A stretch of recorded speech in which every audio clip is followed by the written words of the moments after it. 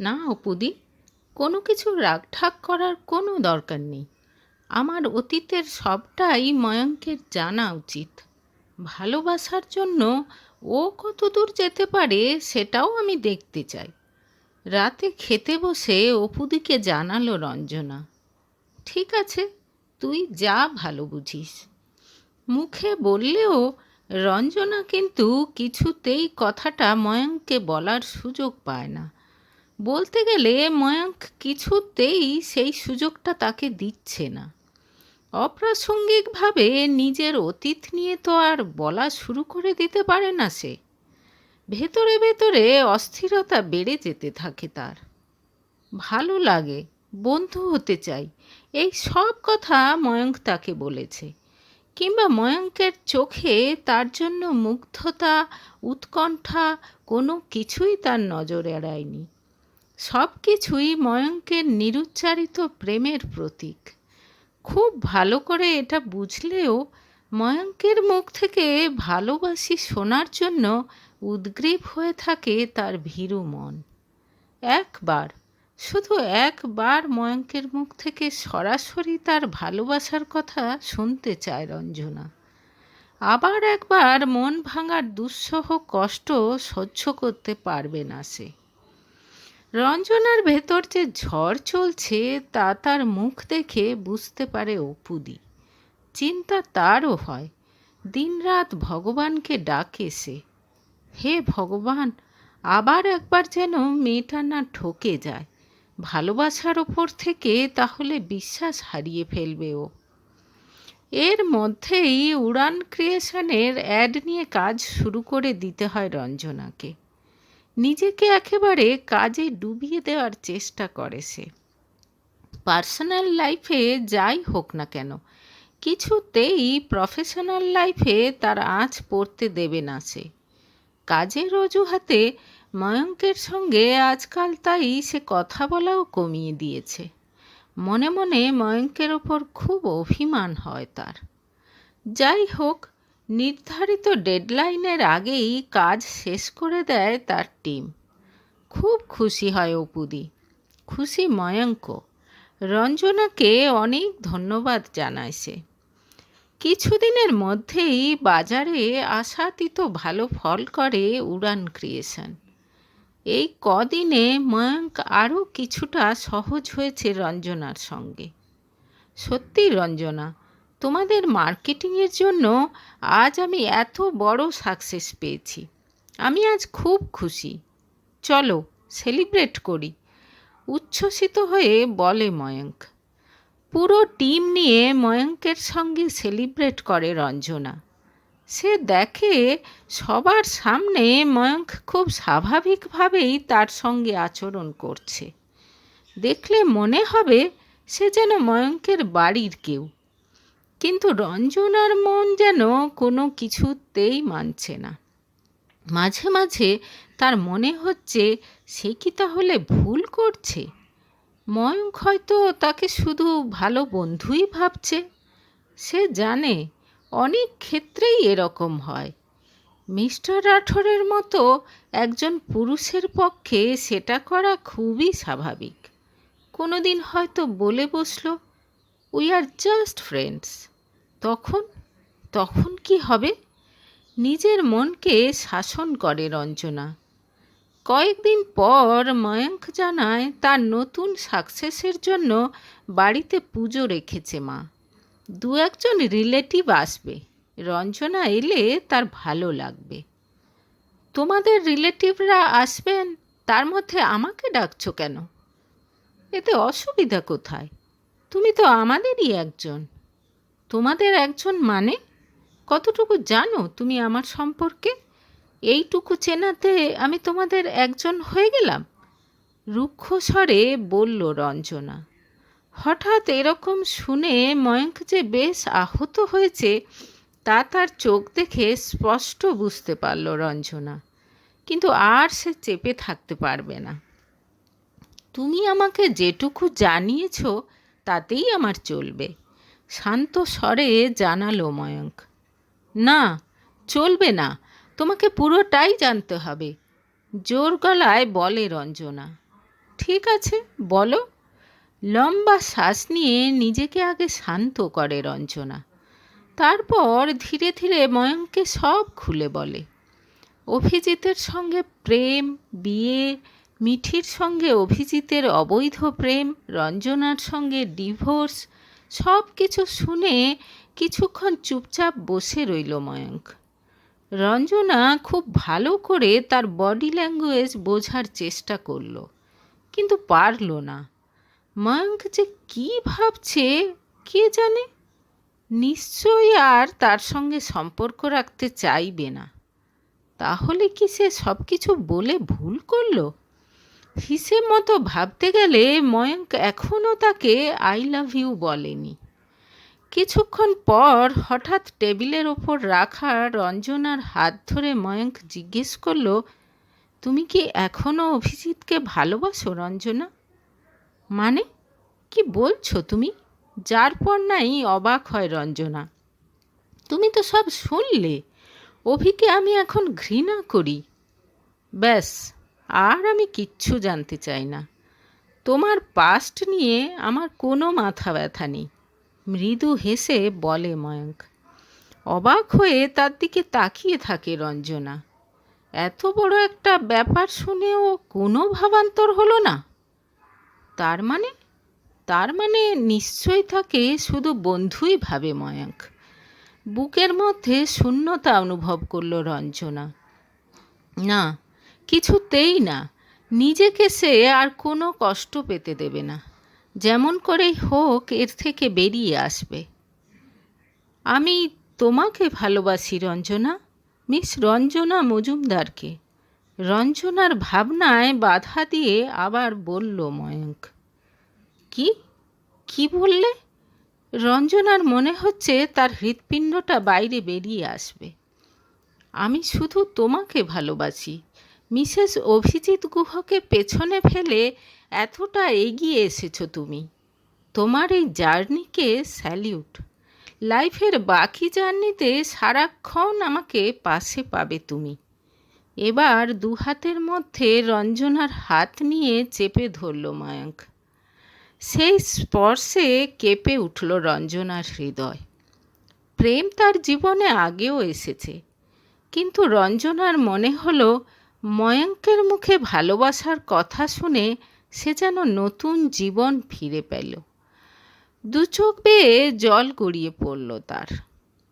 তার মানে আমার আগে একবার বিয়ে হয়েছে, এটা তোমার কাছে কোনো বড় ব্যাপার নয়? না, একেবারেই নয়। কিন্তু আন্টি, উনি আগেকার মানুষ। তুমি আমার মাকে চেনো না। তবু আমি বলবো, আন্টির যদি সামান্যতমও দ্বিধা থাকে আমাকে নিয়ে, তাহলে কিন্তু এই সম্পর্কটা আর এগিয়ে নিয়ে যেও না। কাজের সূত্রে কাছে এসেছিলাম, কাজ হয়ে গেছে, দুজনের রাস্তা দুদিকে হয়ে যাবে। কথাগুলো বলে সেদিনের মতো বিদায় নিল রঞ্জনা। অদ্ভুত একটা অনুভূতি হচ্ছে তার। অনেক রাতে ফোন করল ময়ঙ্ক।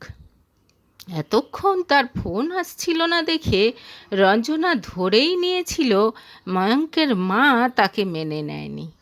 দুরু দুরু বুকে ফোন ধরল সে। কি বলল আন্টি?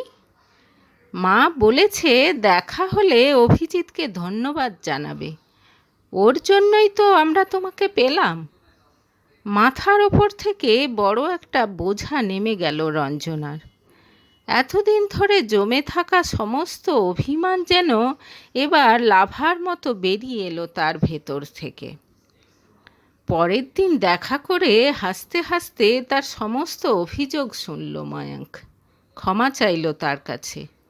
আমি সত্যিই বুঝতে পারিনি, ভাবতেই পারিনি যে আমাকে নিয়ে তোমার মনে এত সন্দেহ আছে। তুমি তো জানোই মেয়েদের ব্যাপারে আমি একেবারে আনাড়ি। চলো সামনের রবিবার আশেপাশে কোথাও থেকে ঘুরে আসি, মানে অফিসিয়ালি প্রেম করা শুরু করি, কি বলো? হাসি মুখে বলল ময়ঙ্ক। লাজুক হাসি হেসে রাজি হয়ে গেল রঞ্জনা। অনেক দিন পর আবার সেই কলেজের দিনগুলো যেন ফিরে এলো তার জীবনে। প্রেমের সেই স্বর্গীয় অনুভূতি, সেই রোমাঞ্চ, হাসি, মজা, খুনসুটি। ময়ঙ্কের প্রেমে নিজেকে একেবারে উজাড় করে দিল সে। আর এতদিন নিজেকে যে কঠিন আবরণে মুড়ে রেখেছিল ময়ঙ্ক, তা সরিয়ে একটা সাধারণ ছেলের মতো রঞ্জনার প্রেমে একেবারে হাবুডুবু খেতে লাগলো সে। এর বেশ কিছুদিন পর মিস্টার রাঠোরের এনগেজমেন্ট পার্টিতে যাওয়ার জন্য রেডি হচ্ছে অভিজিৎ আর মিঠি। প্লিজ মিঠি, একটু ভদ্র সভ্য কোনো ড্রেস পরলে হয় না? এত বড় একটা পার্টি, এত বড় পার্টি, তাই তো এরকম পরছি। ওখানে গেলে দেখবে আপার ক্লাস উইমেনরা কেমন ড্রেস আপ করে, চোখে ধাঁধা লেগে যাবে, বুঝলে? তুমি এমন বলছো যেন আমি কখনো যাইনি। তোমার না হয় এটা প্রথমবার, আমার কাছে তো এটা কোনো নতুন ব্যাপার নয়। আমার বসও ওখানে থাকবেন, সেটা মাথায় রেখো। পার্টিতে এসে সত্যি চোখ ধাঁধিয়ে গেল মিঠির। এত আয়োজন সে কখনো দেখেনি। অন্যান্যদের সঙ্গে আলাপ করতে ব্যস্ত হয়ে পড়ল সে। খানিক পর কেউ যখন মিস রঞ্জনার সঙ্গে মিস্টার রাঠোরের এনগেজমেন্ট ঘোষণা করল, চমকে উঠল অভিজিৎ আর মিঠি দুজনই। রঞ্জনা তো অন্য কারো নামও হতে পারে। দুজনেই যখন এই কথা ভেবে মনকে সান্ত্বনা দিচ্ছে, ঠিক তখনই মিস্টার রাঠোরের হাত ধরে সেখানে প্রবেশ করল রঞ্জনা। অসাধারণ সুন্দর লাগছে তাকে দেখতে। খুশিতে তার চোখ মুখ যেন একেবারে ঝলমল করছে। অভিজিতের মনে হলো এখনই সে মাথা ঘুরে পড়ে যাবে। রঞ্জনাকে এখানে এভাবে দেখবে, এটা সে স্বপ্নেও কল্পনা করেনি। এই রঞ্জনার জন্যেই তো কত রাত জেগেছে সে। এর পায়েই দুনিয়ার সমস্ত সুখ উজাড় করে দেবার প্রতিজ্ঞা করেছিল সে একদিন। আজ মিস্টার রাঠোরের বাহুলগ্না হয়ে তারই সেই রঞ্জনা, যাকে একদিন একা ছেড়ে সে চলে গিয়েছিল। অন্যদিকে রাঠোরের পাশে রঞ্জনাকে দেখে হিংসেই জ্বলে গেল মিঠি। নিশ্চয়ই কোনো জাদু করেছে মেয়েটা রাঠোরের ওপর, না হলে এরকম একজন নামজাদা বিজনেসম্যান কিভাবে রঞ্জনার মতো সামান্য একটা মেয়েকে বিয়ে করার কথা ভাবতে পারে? পার্টি থেকে বেরিয়ে গাড়িতে উঠেই একেবারে বিষ উগরে দিতে থাকে মিঠি। দেখেছ কি সাংঘাতিক মেয়ে, বড়লোক দেখে কেমন ফাঁসিয়েছে। বাবা, পারেও বটে। রাঠোর নিশ্চয়ই ওর ব্যাপারে কিছু জানে না। সারা রাস্তা এরকম নানা কথা বলে নিজের মনের জ্বালা মেটাতে থাকে মিঠি। আর অভিজিৎ যেন একেবারে বাকরুদ্ধ হয়ে গেছে। রঞ্জনার হাসি মুখটা কিছুতেই ভুলতে পারছে না সে। মিস্টার রাঠোর আর রঞ্জনা দুজনকে দেখেই বোঝা যাচ্ছিল তারা একে অপরের প্রেমে বিভোর। হবে নাই বা কেন? রঞ্জনার মতো মেয়েকে সবাই ভালোবাসতে বাধ্য। মনে মনে দীর্ঘ নিঃশ্বাস ফেলে সে। অন্যদিকে পার্টি শেষ হতেই রঞ্জনাকে নিয়ে ছাদে চলে আসে ময়ঙ্ক। সত্যি তোমার কিছু মনে হয়নি তো রঞ্জনা? আমি খেয়াল করেছি অভিজিৎ আর মিঠি কিন্তু একেবারে সহজ হতে পারছিল না। আরে না, আমার সত্যিই কিছু মনে হয়নি। আমি একদম ঠিক আছি। আমি তো তোমাকে আগেই বলেছি ওদের উপস্থিতি আমাকে কোনো রকম এফেক্ট করবে না। তাই তো তুমি ওদের পাবলিশিং হাউসকে ইনভিটেশন পাঠিয়েছ। মিঠির সামনে কিছু না বললেও রাতে শুয়ে কিছুতেই ঘুম আসে না অভিজিতের। অবর্ণনীয় একটা কষ্ট হচ্ছে তার। তার রঞ্জু অন্য কারোর হয়ে যাচ্ছে, কিন্তু সে তো এতদিন রঞ্জুকে ছেড়েই আছে। সে যে অন্য কারো হবে এটাই তো স্বাভাবিক। পর মুহূর্তেই নিজের মনকে প্রবোধ দেয় সে। কিন্তু না, ফিরে ফিরে মিস্টার রাঠোর আর রঞ্জনার পরস্পরের দিকে তাকিয়ে থাকার মুহূর্তটা মনে পড়ে যাচ্ছে তার। কত খুশি রঞ্জনা, কিন্তু তাকে ছেড়ে এত খুশি কি করে থাকতে পারে রঞ্জু? মিঠিকে বিয়ে করলেও সে তো প্রায়ই রঞ্জনাকে মিস করে। রঞ্জনা কি তাকে একটুও মিস করেনি এতদিন? এসব উল্টোপাল্টা ভাবতে ভাবতে ভোরের দিকে ঘুমিয়ে পড়ে সে। পরদিন থেকে হাজার চেষ্টা করেও মিঠি আর অভিজিৎ রঞ্জনার হাসি মুখটা ভুলতে পারল না। দুজনের কেউই রঞ্জনার এত খুশি মেনে নিতে পারছে না। খোঁজ খবর নিয়ে রঞ্জনার সম্পর্কে সমস্ত কিছু জেনে নিল অভিজিৎ। তারপর একদিন সোজা চলে এলো রঞ্জনার অফিসে। প্লিজ রঞ্জু, আমাকে তুমি ক্ষমা করে দাও। অনেক অন্যায় করেছি আমি তোমার সঙ্গে। রঞ্জনার কেবিনে তার মুখোমুখি বসে বলল অভিজিৎ। ঠিক আছে, ক্ষমা করে দিলাম। এবার তুমি যেতে পারো, আমার অনেক কাজ আছে, নির্বিকার মুখে বলল রঞ্জনা। তোমার সত্যিই এলেম আছে। এই এত বড় অ্যাড এজেন্সিতে কী করে চাকরি পেলে তুমি? নিশ্চয়ই মিস্টার রাঠোরের সুপারিশে, তাই না?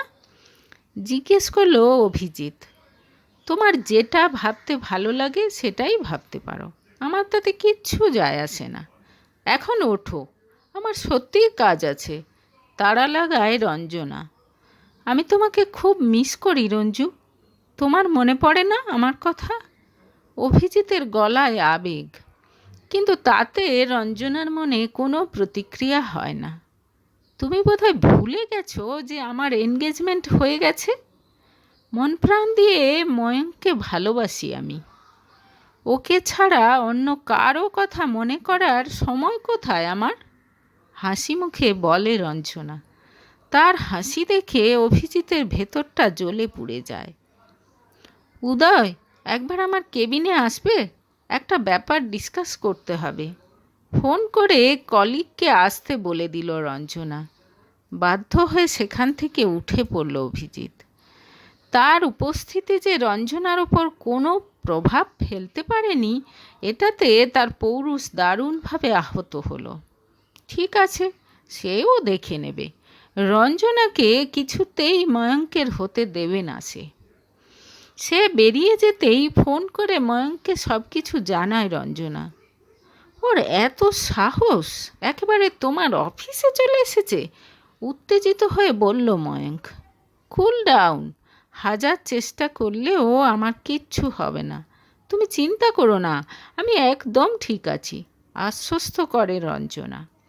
কিন্তু ভেতরে ভেতরে অস্থির হয়ে ওঠে ময়ঙ্ক। ওই অভিজিতের জন্য অনেক কষ্ট সহ্য করেছে রঞ্জনা, আবার কেন? অ্যাসিস্ট্যান্টকে বলে গাড়ি নিয়ে সোজা চলে আসে সে রঞ্জনার অফিসে। তাকে দেখে অবাক হয়ে যায় রঞ্জনা। তুমি সত্যিই ঠিক আছো তো? ময়ঙ্কের গলায় উদ্বেগ। একদম ঠিক আছি, এত চিন্তা করছো কেন? তুমি যদি চাও বদমাইশটাকে আচ্ছা করে টাইট দিয়ে দিতে পারি। আরে না না, কিচ্ছু করতে হবে না, সব ঠিক হয়ে যাবে। চলো নিচে গিয়ে কফি খাই। ময়ঙ্ককে নিয়ে বেরিয়ে যায় রঞ্জনা। এদিকে আজ বেশ কয়েকদিন ধরেই বিনীতের সঙ্গে ফোনে কথা বলা শুরু করেছে মিঠি। বিনীত আগরওয়াল একজন সাকসেসফুল বিজনেসম্যান। সেদিন ময়ঙ্ক আর রঞ্জনার এনগেজমেন্ট পার্টিতে আলাপ হয়েছিল। অন্যদের সঙ্গে কথা বলতে বলতে বিনীত বারবার মিঠির দিকে তাকাচ্ছিল। ব্যাপারটা খেয়াল করে নিজেই এগিয়ে গিয়ে তার সঙ্গে ভাব জমায় মিঠি। আনম্যারিড বিনীত যে খুব নারী সঙ্গপ্রিয় সেটা কথা বলেই বুঝেছিল সে। ফোন নাম্বারও আদান প্রদান হয়েছিল তাদের মধ্যে। অভিজিতের অগোচরে বিনীতের সঙ্গে এবার ডেট করা শুরু করে দিল মিঠি।